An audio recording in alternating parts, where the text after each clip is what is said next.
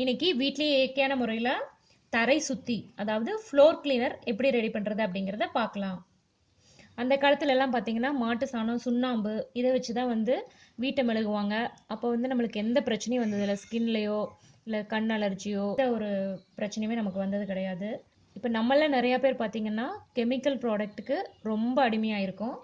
அதுக்கு என்ன காரணம் அப்படின்னு பார்த்தோன்னா, முதல்ல அவங்க கொடுக்குற ப்ராடக்டில் நல்ல நுரை வரும். நுரை வந்தால் தான் நமக்கு அழுக்கு போகும் அப்படிங்கிற ஒரு மாயை க்ரியேட் பண்ணி வச்சுட்டாங்க. ரெண்டாவது பார்த்தீங்க அப்படின்னா ஸ்மெல்லு, அதாவது நல்ல வாசனை வந்தால் தான் ஒரு நல்ல ப்ராடக்ட் அப்படிங்கிற ஒரு மாயையை க்ரியேட் பண்ணி வச்சுருக்காங்க. மூணாவது பார்த்தீங்க அப்படின்னா ஈஸியாக ஹேண்டில் பண்ணுற மாதிரி ஒரு நல்ல கண்டெய்னர் கொடுப்பாங்க. கண்டெய்னர்லேருந்து நம்ம ஒரு 2 ட்ராப் 3 ட்ராப் அல்லது ஒரு மூடி 2 மூடி ஊற்றி க்ளீன் பண்ணுங்கள், அழுக்கு போயிடும், வாசனை வரும் அப்படிங்கிறத மைண்டில் ஏற்றி வச்சுருக்காங்க. அடுத்தது பார்த்திங்கன்னா நம்மளோட சோம்பேறித்தனம். எல்லா ப்ராடக்ட்டையுமே நம்ம ரெடிமேடாக வாங்கி வாங்கி பழகிட்டதுனால நம்மளாம் வீட்டில் இருக்கிற பொருளை பயன்படுத்தி சொல்யூஷன் ரெடி பண்ணி நம்ம அதை யூஸ் பண்ணுறதுக்கு யாரும் தயாராக இல்லை. இதனாலேயே முக்கியமாக நம்ம எல்லாருமே கெமிக்கல் ப்ராடக்ட்டுக்கு அடிமையாயிட்டோம்.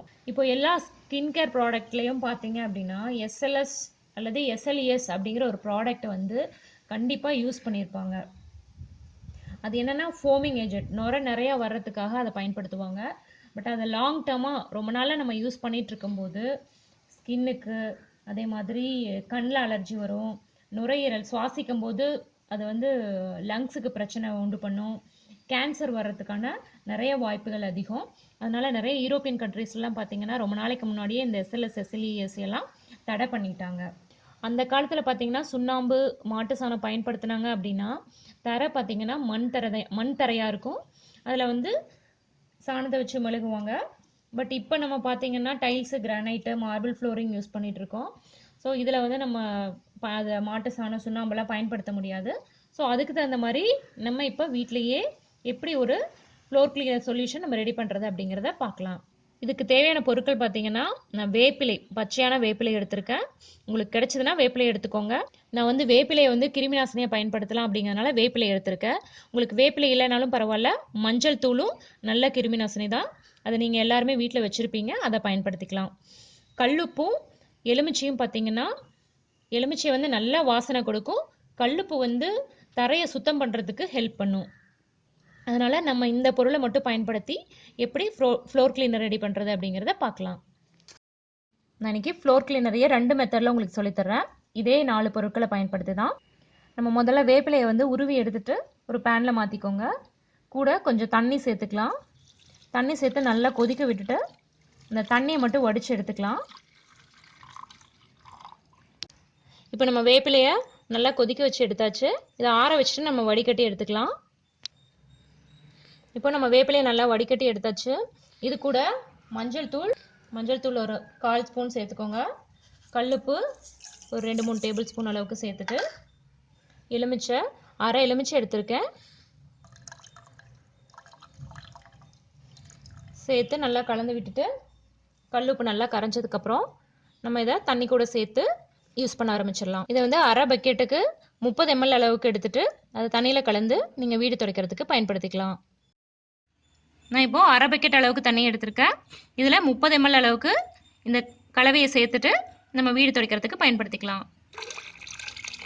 இதை நல்லா கலந்து விட்டுட்டு நீங்கள் வீடு துடைக்கிறதுக்கு பயன்படுத்திக்கலாம். நம்ம இன்னொரு முறையை பயன்படுத்தியும் ஃப்ளோர் கிளீனர் ரெடி பண்ணலாம். அதே 4 பொருளை பயன்படுத்தி இன்னொரு மெத்தடில் எப்படி ஃப்ளோர் கிளீனர் ரெடி பண்ணுறது அப்படிங்கிறதையும் பார்க்கலாம். வேப்பிலையை உருவி எடுத்துகிட்டு மிக்ஸி ஜாருக்கு மாற்றி வச்சுக்கோங்க. நான் ஒரு அரை லெமன் அளவுக்கு எடுத்திருக்கேன். அதை புழிஞ்சு விட்டுட்டு லெமன் சாறு எடுத்துக்கோங்க. கல்லுப்பு ஒரு 2 டேபிள் ஸ்பூன் அளவுக்கு எடுத்துக்கோங்க. எடுத்துட்டு மஞ்சள் தூள் 1 ஸ்பூன் அளவுக்கு சேர்த்துக்கோங்க. மஞ்சள் தூள் சேர்த்தா ஃப்ளோர் எல்லோ ஆயிரும் அப்படிங்கிறதெல்லாம் கிடையாது. நம்ம இப்போ எல்லாத்தையும் மிக்ஸி ஜாருக்கு மாற்றியாச்சு. நம்ம நல்லா அரைச்சி எடுத்துக்கலாம். அரைச்சி எடுத்துட்டு அந்த தண்ணியை மட்டும் நல்லா வடிகட்டி எடுத்துக்கலாம். கூட கொஞ்சம் தண்ணி சேர்த்து அரைச்சிக்கலாம். இப்போ நம்ம நல்லா அரைச்சி எடுத்தாச்சு. இதை வடிகட்டி எடுத்துக்கலாம்.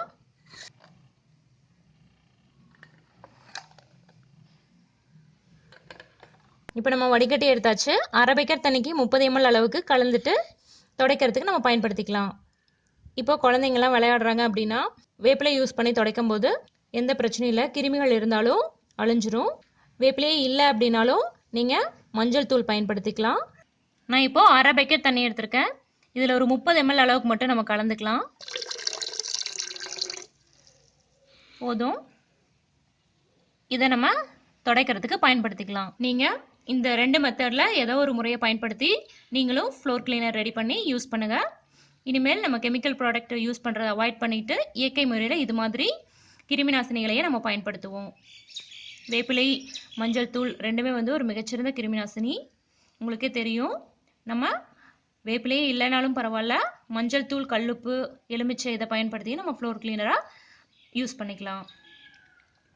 இந்த வீடியோ உங்களுக்கு பிடிச்சிருந்தா லைக் பண்ணுங்கள், உங்கள் ஃப்ரெண்ட்ஸுக்கு ஷேர் பண்ணுங்கள், மறக்காமல் நம்ம சேனலையும் சப்ஸ்கிரைப் பண்ணுங்கள். கூடவே பக்கத்தில் இருக்கிற பெல் பட்டனையும் ப்ரெஸ் பண்ணுங்கள். தேங்க்யூ.